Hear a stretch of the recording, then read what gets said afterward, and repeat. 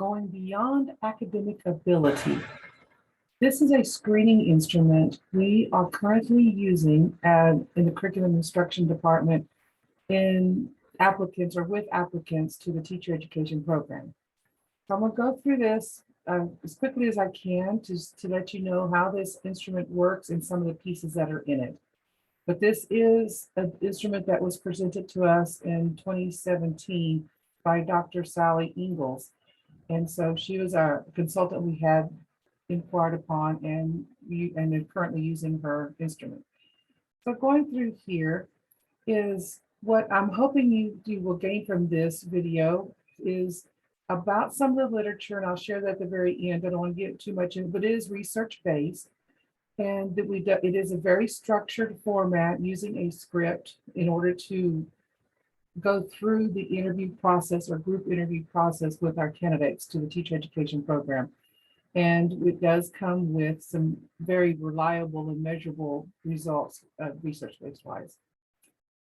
Now, normally we would, if we were face-to-face, we would be sitting our candidates and interviewers in a circle or oval. And this isn't a quite good picture of it, but it should be technically 11 chairs instead of 8, because there should be at least 8 candidates in the interview along with 3 interviewers. But we are conducting this via Zoom. So of course we will be seeing all our candidates via the boxes and the squares on our screen. But still, needless to say, we will have 7 to 8, mostly 8 students per group with our 3 interviewers to be able to sit and evaluate. But so I'm gonna move in. It is a 90-minute interview process time. Now that's with the candidates. With the interviewers, you will have time to, after the interview is finished, in order to compile your thoughts and evaluations on each of the students. And then you will come back together as a group of interviewers to come to consensus. And we'll discuss that in a few moments. So as you can see that there's 4 stages. It's the intro, then the issues, the consensus. Now this is a student consensus time, not interview consensus time. And then the feedback that the students will give. So I'm gonna just kind of go through here and I'm showing pieces of the script, and all of this I'll make sure that you get. But at the very beginning of the interview time is each interviewer will introduce themselves. There's going to be someone, if you see, you can tell that there's something at the top of our script here, but it's basically stating what the purpose is. And then each interviewer introduce themselves. And then you go around and let each of the interviewees or the student candidates or teacher candidates introduce themselves and include, of course, their name and what type of teacher they want to be as far as grade level, for as what area, urban, rural, city, and maybe what content that they're interested in. And so this is a timed, if you notice, it does show a timed part of this discussion, and throughout the script, it does tell you. And I wanted to point out here that you would put your name on your script so that when you get together right before the interviews begin, you can, between the 3 of you, decide who is going to read which part of the script so that you'll know who's next on deck when you're moving through the process of time. So going through, again, I just wanted to restate show the graph about the intro, the issues, the consensus, and the feedback. Well, this is still doing the part of the intros. Okay, I mean, sorry, now moving into the issues portion. And here you will be given, you will read off, or someone, whoever the interviewer is, will have this different topics to address. And these are education-based and social-based questions that you'll ask the group. And this is what's hard about us as the interviewers, is we want to kind of help them do some talking, and we want to say something in response to something they've said, and we can't. At this point, after you've done your introductions, that's about all the talking you'll get to do other than from the script itself. And what you're going to do is kind of fade away about this part, because we're now after about 20 minutes, because all the introductions took about 20 minutes. And now we're in this next section of about 30 minutes-ish, to where someone in your interview group will ask the questions, and then the students will start responding, and you will be taking notes and making documentation and evaluating them. Okay. And I will have, to screen down here is some of the examples of the education-based questions. Many students enter school and need to learn English as a second language. Should all children be required to learn at least one second language before graduating from high school? That is stated. You might want to read it twice to the students since we are in a virtual surrounding, and just sit back and let them talk. They're to start talking among the 8 of them and make this discussion of what they think. And then what you'd do is you'd go down to the social-based issues and choose one of these to pick from. And if you still have time, go back up to the English-based one, education-based ones, and ask the question and come back down to social. You won't be able to ask all 4 of these questions from each group. So just pick the ones that you as the team have decided beforehand which ones you would like to ask. And you can change these among the different groups because we have several rounds. But from maybe round 1, you can ask these questions. Round 2, you can ask the different questions, or you can keep them all the same. That's fine. So now we're moving into stage 3, the consensus part of the program, or this interview group. And here's where you, as someone in your group, the interviewer, will read the scenario. If we were face to face, we would just read the title and then we place the prompt in the middle of the floor. Well, we quite can't do that in this situation to place it into Zoom land. So we're going to have to read it, or one of the interviewers will have to read the script and go ahead. And if the students ask to read again, because they won't have access to the marker board, that in a normal face-to-face setting, they will have access to a marker board in order to have someone be a scribe. But so you go ahead and read it several times. I did not give them, I guess, a cue or a tip to even have paper because I prefer them not to have paper to write this down at all. They shouldn't, because I have not told any of them to be able to have access to paper or pencil during this portion of the interview. And because I've been trying to keep it very simple as far as letting them know, just participate and present themselves professionally. That's all the cue I've given them. I know they've asked, what do we need to know? What questions are they going to ask? I said, just participate is all I want them to know in advance. But anyway, this part in the consensus part is about 20-25 minutes. And the group has to come to a consensus. And here's what I'm talking about is, for instance, the scenario could be a hiring committee. And you're going to read off the whole script and go through it. And they're going to have to decide is who should they hire or who should they not hire. And I gave another one. There's a firing scenario. Now there is a backside, so see attached list of descriptions. I didn't provide this in the video for you to look at this point, but you do have other scenarios that you as a team could decide before the interview begins which ones that you'd like to use. And again, just like the issues-based questions, if you want to stick with the same scenario through all the rounds, that's fine. If you want to change scenarios, that's fine as well too. Just make sure that you show on your evaluation form which scenario did you use, okay? So now we're going into stage 4, the feedback. Now, again, this is not your feedback. You're still sitting back and listening to them. And the interviewer here is just prompting them what this portion of this stage portion of the interview, the group interview, it's about 20 minutes, is this time you're wanting to have them give feedback to each other. And so for instance, I'm one of the students, and I'm saying, Candy, I really like the way you said how students really need to learn a second language. Something, be specific about a unique idea or statement that was said during the discussions previously held. Okay, so that would be about 6 minutes for this portion. I mean, it's a total allotted time is 20, so about 6 minutes for this portion. And then you go along and give about another 7 minutes for now is, what is their experience? What do they feel? How they feel about this experience, good or bad? What are their thoughts about this group interview? Do they like it?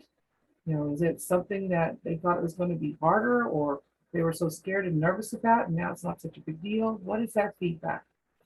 And then the third portion of this, about another 6 minutes, is how did they think they did with this type of process?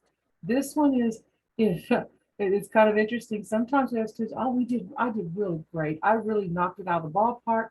But then you're looking at your score sheet and you go, you said 2 words the whole time so far.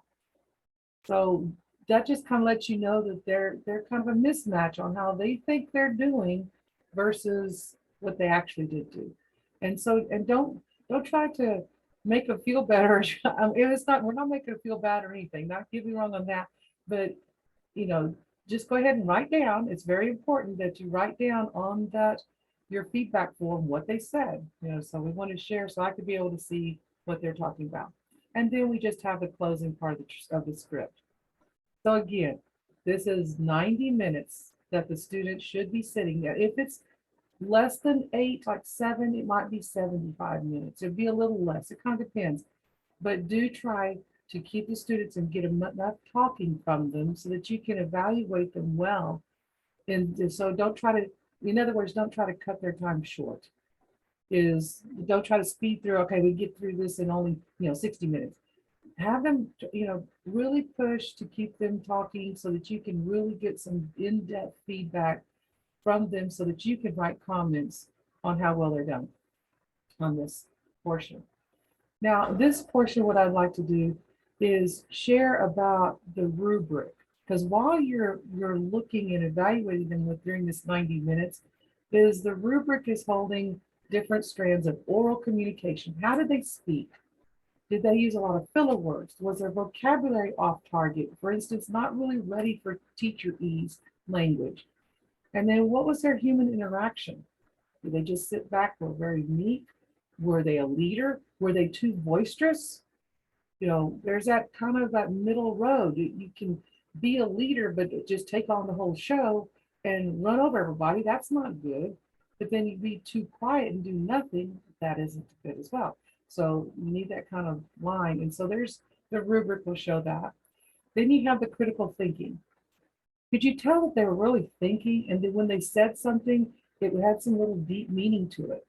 And of course, then the leadership kind of all ties into me personally, the leadership. Then there's the overall rating. This is not an average. When you're doing your rubric, you don't average what your score is in oral or what your score was in human or versus all the through the rest of them and just say, I'll come with an average. No, it's just your overall rating of where you feel that they fall. Okay. Now let's talk about the ratings for a little bit. It is a rating scale of 1 to 6. 1 is, oh my gosh, this person really has no inkling of an idea what a teacher's life would be like. 2 is still, of course, closer to 4. 3 is very average. We're kind of aiming and wanting to look for students that have 4s.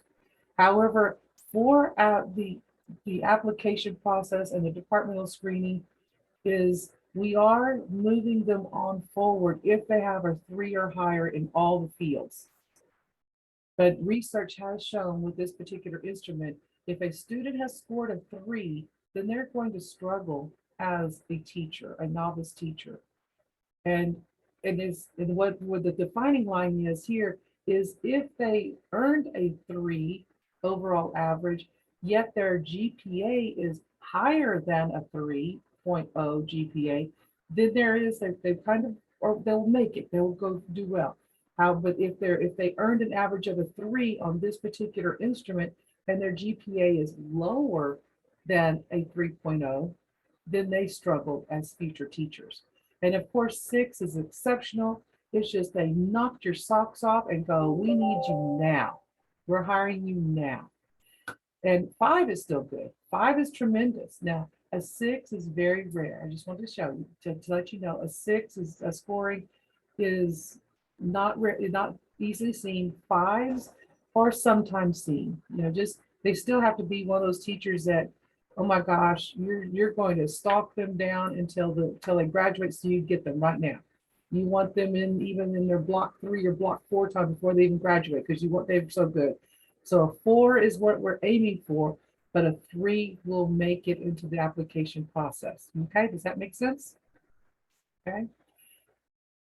Now here is the interview evaluation form. Again, I have that each has the rankings of the 1 to 6 of what we're looking into is how we're rating them through the rubric. This oval right here is really if we were sitting in face person to person, you would write your name and each of the interviewers' names, put X's or something, and then you would write names around here. Zoom, you could probably still do this, but you might want to do it on a different on the back side because you can write on the back side of this. It's just fine.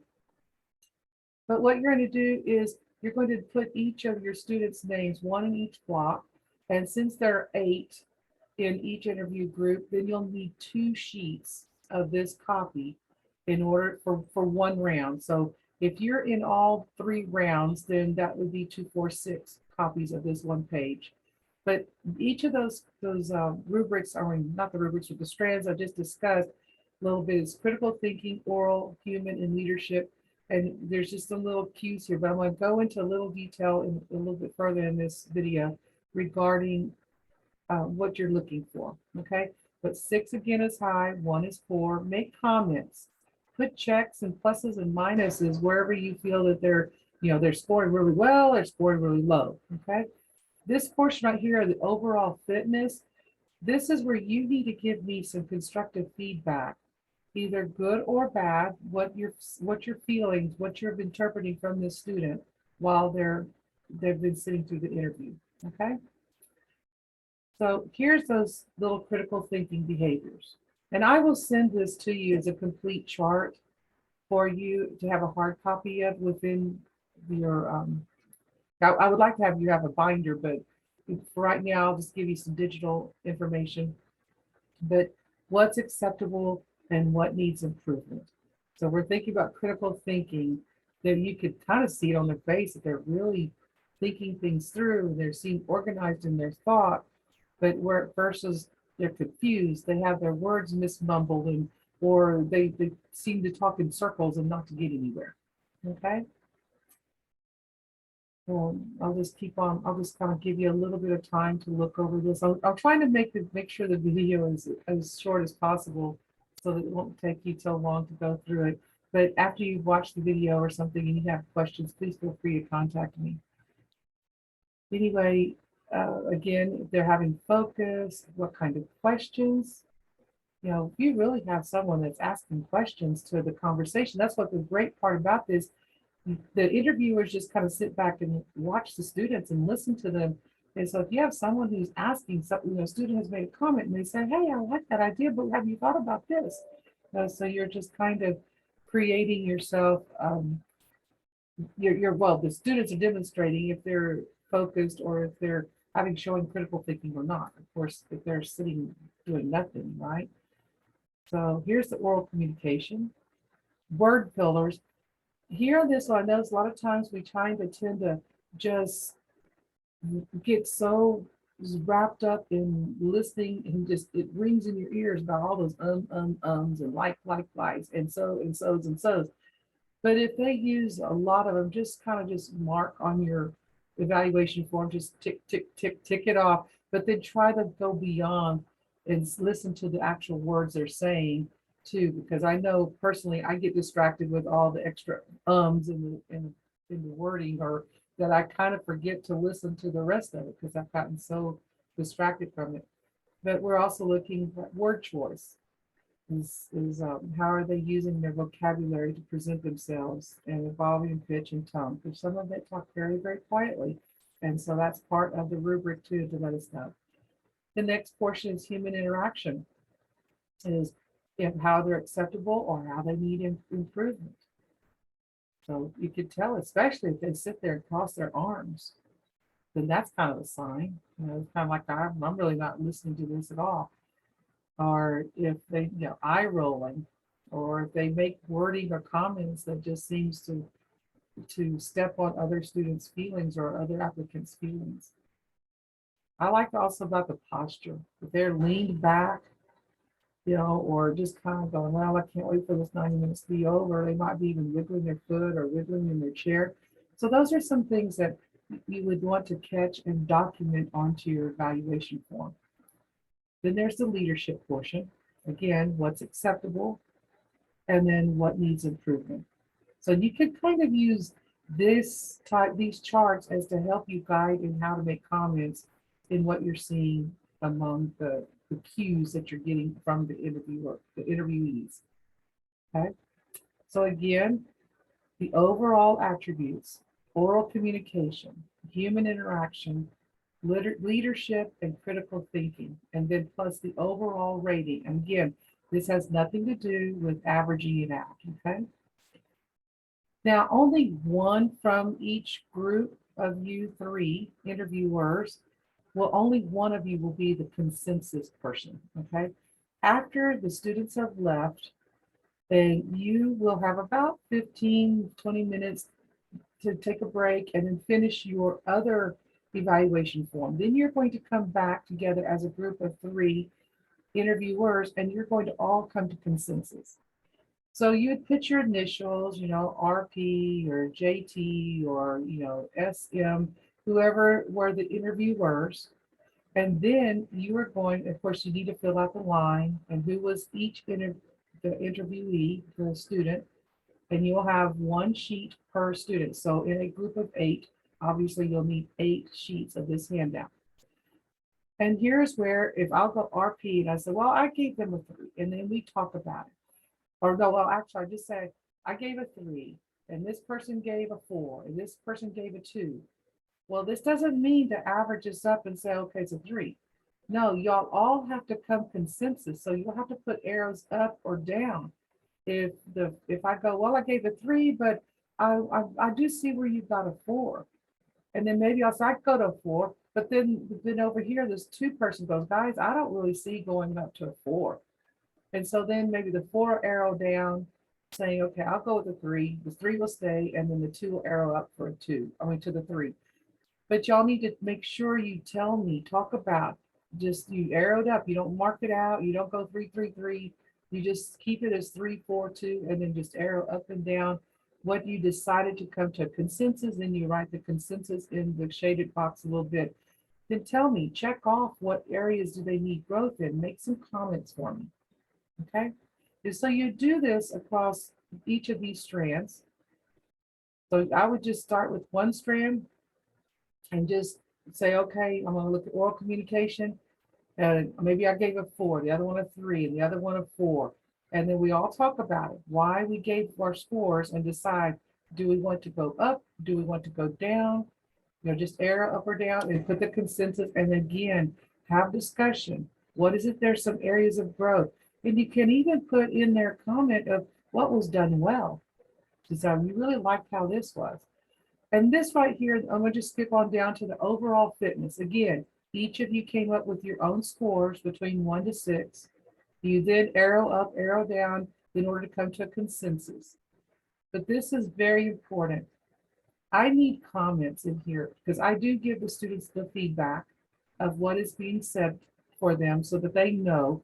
Of course, it's anonymous. They don't know which interviewer. I create a total different chart and I pull from this information. So there's some that may need an individual improvement plan. And that I really need the comments in that area of how can we improve. But I would even like just some comments, a couple of comments on if they did something even well, or that they, it's okay, but they could improve a little bit here in this area. But we have to, especially if you scored anything a 3 or lower, in anything that's a 3 or lower, I must have comments, okay? And of course, if it's 4 and 5, that usually you have minimal comments. That pretty well stands for themselves because like I said earlier, a 4 is you're going to be looking for them. A 5, you can't wait for them to graduate. And a 6, you are wanting to get them right now. They're so ready, even though they're not even in the program yet. Okay, let's go ahead.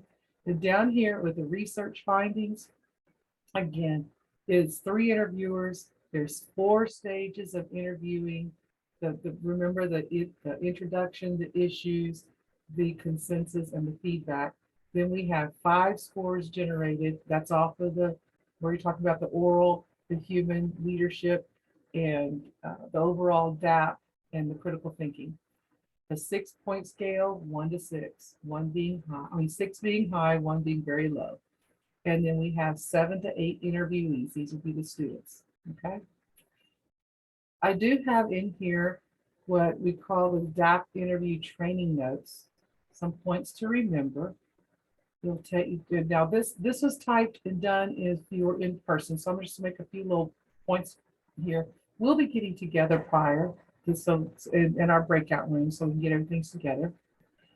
And of course, we won't have the chart paper. We don't have to worry about the tents on the floor for the names. So we'll just kind of scroll through here. We don't have to worry about the room because we're using Zoom. And the most important part, first off, I won't let the students in. Once the interview has begun, no late entries. Even they're supposed to be in there, I won't let them come in. Okay. Make sure you follow the script exact and please write. Here, I don't mind if it's in pen or pencil. It's fine with me as long as I can read it and as legible as possible. And then you'll have time after the participants have left the Zoom room to be able to clarify your thoughts. And then you will have your time to do your consensus, okay? And sometimes you start out with, at the beginning of the interview with the students, going, oh, this is not good, this is not good. But then all of a sudden they kind of shine. So you want to kind of score how they did toward the end, more so than at the very beginning, first impression, okay? But make notations as much as possible so that you'll know which person was saying what as you're going. Again, you can say, use the back of your form to do notations and comments to just to make sure that you remember who you were talking to or listening to. Okay. Of course, we can't shake hands. This is for on Zoom, but you can, so thank them for being here, but don't say anything. You did a great job or you did well. Okay, just make it very general. Okay. And the next part of it is you will be sending me your forms, all your comments and documentations. Even if you wrote on a separate sheet of paper, you will just screenshot or cam scan or whatever you can do to send all your documentations to me when you're finished with the group. Okay. And I believe this rest of it I'll send with you and you can be able to read for yourself with this handout. And this, again, like I said, this is the little bit of research that was done, some comments, but she's used, Dr. Sally Ingalls had worked on this as her dissertation. So this is the reason for it. But Ingalls is right here. She's just made a few comments about how this has been a very good instrument. So anyway, with no further ado, I'm going to stop and pause this recording and get this to you as soon as possible. But thank you for your time.